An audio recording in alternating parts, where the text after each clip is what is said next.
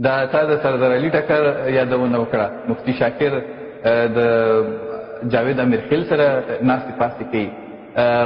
مولوي خالص به چې دی نغمه اورېدله، ظاهر صاحب به اورېده، فني سندرغاړي به اورېدل، سندرې خو به نه اوري.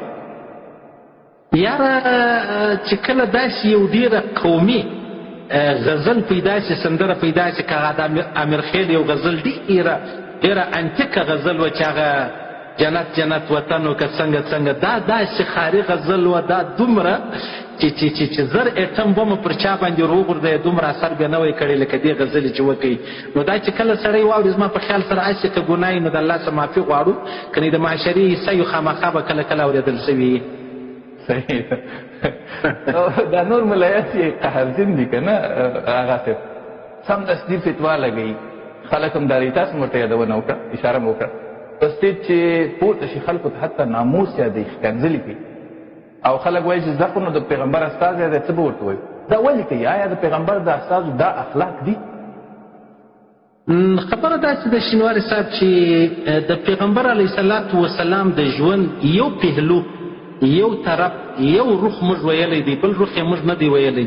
حالانکې موږ ته خپل نبي فرمایلی دي چې یسرو ولا تعسرو، تاسو اساني راولئ، سختي مه راولئ.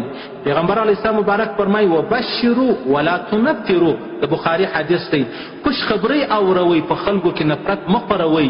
یعنې زموږ خلک دغه یو طرف ته جهنم ډېر بیانوي، جهنم دی، کفر دی، نفاق دی، شرک دی، یهودیت دی، نصرانیت دی.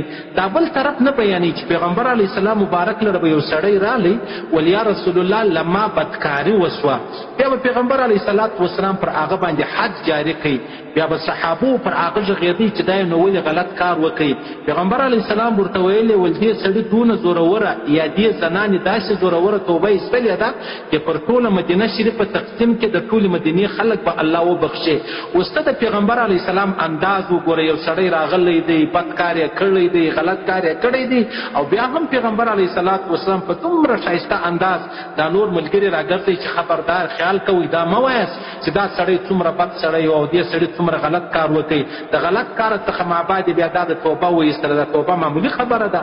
اوس موږ دا خبره بیانوو چې یو سړي بدکاري وکړه، هغه یې سنګسار کوي، هغه یې مطلب په درو واغی یا هغه باندې حد جاري کوي. دا خبرې نو بیا موږ نه ده کړې یا نه ده اورېدلې چې پیغمبر علیه السلام موږ ته ویلي دي چې دا سړي څه غلطي وسوه، خطا وسوله، الله دومره معافي ورته وکړه چې دا د ده توبه پر ټوله مدینه تقسیم کړي، الله بیا عفو ورته وکړي، الله بیا معاف